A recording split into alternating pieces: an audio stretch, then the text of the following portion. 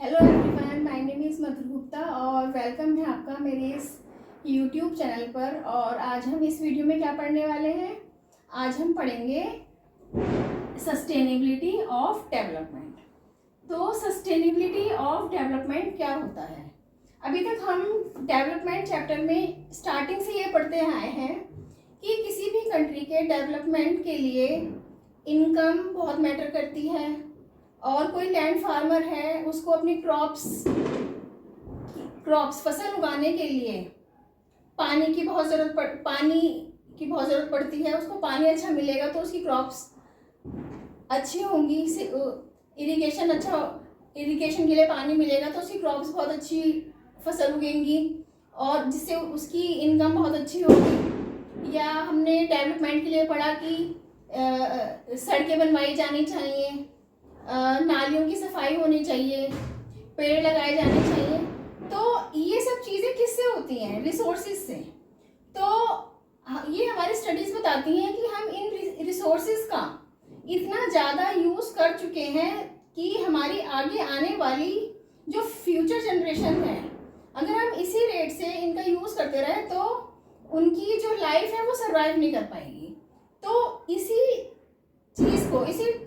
Topic को हमको समझना है सस्टेनेबिलिटी ऑफ डेवलपमेंट में।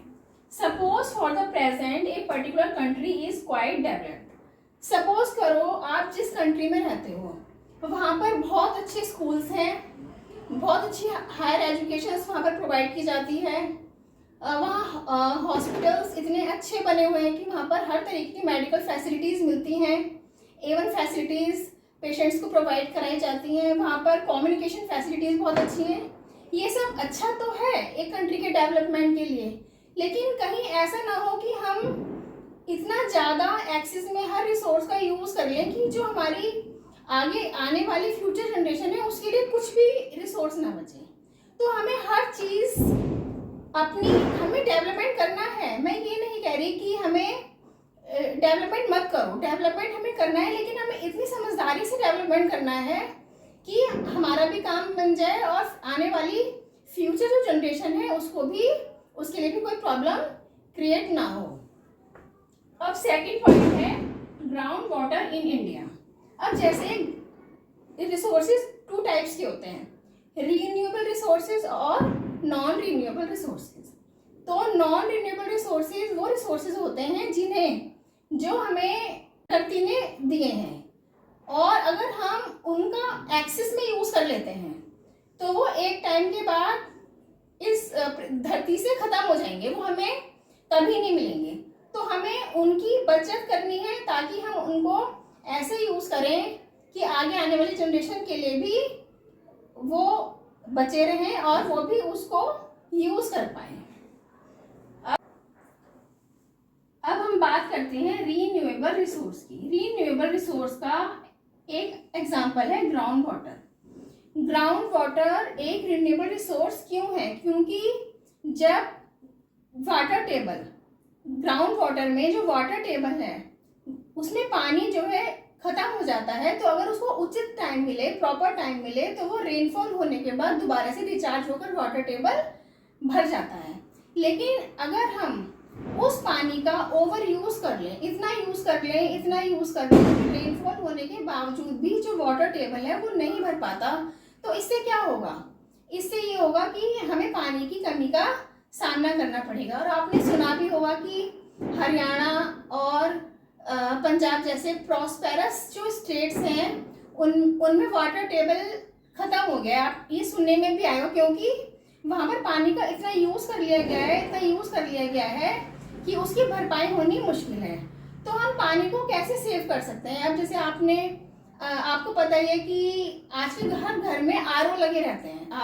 तो हम जो आरओ का वेस्ट पानी होता है हम उसको वॉशरूम क्लीन में और क्या कहते हैं मॉपिंग करने में, घर की साफ सफाई में उसको यूज़ कर सकते हैं। और बारिश होने पर जो पानी होता है उसको जगह जगह पे हार्वेस्ट के प्लांट लगाए जाएं, तो उससे क्या होगा, काफ़ी हद तक पानी की बचत भी होगी और जो आगे आने वाली जो हमारी जनरेशन है उसको भी पानी मिलेगा, जिससे पानी की कमी नहीं होगी।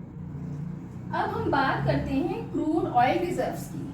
तो ये जो डाटा है आपकी एनसीईआरटी की बुक से ही लिया हुआ है। इसमें क्या दे रखा है कि मिडिल ईस्ट में 1000 मिलियन बैरल्स, मिडिल ईस्ट में 808 जो है 1000 मिलियन बैरल्स ऑयल रिजर्व है। अमेरिका में 50 है और वर्ल्ड में 1697 है। तो इन नंबर्स को देखकर हमें क्या लग रहा है कि हमारी इसमें कंट्रीज में बहुत सारा तेल है। लेकिन जब साइंटिस्ट ने इसके ऊपर सर्वे किया तो सर्वे करके क्या पता लगा कि ये जो तेल है अगर डेवलपमेंट करने के बाद ये तेल कितने साल तक कंज्यूम रहेगा, कितने साल तक ये तेल चल सकता है इसका कंजप्शन करने के बाद। तो उसमें क्या आया कि 50 ईयर्स तक ये तेल चल सकता है। क्या 50 ईयर्स के बाद हमें तेल की जरूरत नहीं पड़ेगी? नहीं, ऐसा बिल्कुल भी नहीं है। 50 ईयर्स के बाद भी हमें तेल की ऐसी जरूरत पड़ेगी जैसे आज हमारे लिए तेल की नेसेसिटी है।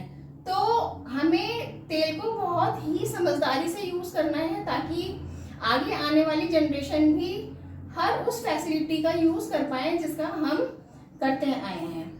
तो इसका अब हम तेल को कैसे सेव कर सकते हैं इसके लिए मैं आपको एक एग्जांपल देती हूँ।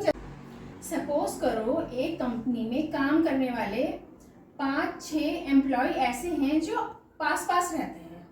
तो वो कैसे तेल को सेव कर सकते हैं? वो कंबाइन होकर एक ही व्हीकल का यूज कर सकते हैं अपने डेस्टिनेशन पर जाने के लिए, जो उनका जॉब का डेस्टिनेशन है। तो इससे तेल की काफ़ी हद तक बचत हो सकती है। सेकंड पॉइंट, जब हम अपने घर से ट्रैवल के लिए निकलते हैं तो हमें जगह जगह रेड लाइट मिलती है। जब हमें रेड लाइट मिलती है तो हमें उस वक्त अपने व्हीकल्स को क्या कर देना चाहिए? ऑफ कर देना चाहिए। जिससे क्या होगा? इससे भी तेल की बचत होगी और पॉल्यूशन भी कम होगा। थर्ड पॉइंट ये है कि हमें अपने व्हीकल को टाइम टू टाइम सर्विस करवानी चाहिए व्हीकल की।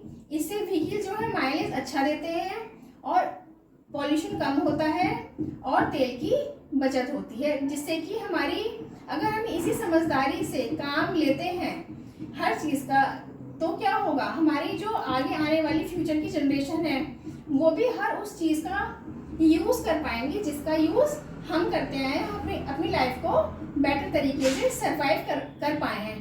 तो वो भी ऐसे ही, अगर हम हर चीज़ को इसकी सेविंग करेंगे, अपनी डे टू डे लाइफ में इस चीज़ को फॉलो करेंगे, पानी की बचत करेंगे, तेल की बचत करेंगे, तो हमारी आगे आने वाली जनरेशन को भी कोई परेशानी का सामना नहीं करना। I hope you understand this video. I will come back with a new video, and till then, goodbye. Take care yourself. Thank you.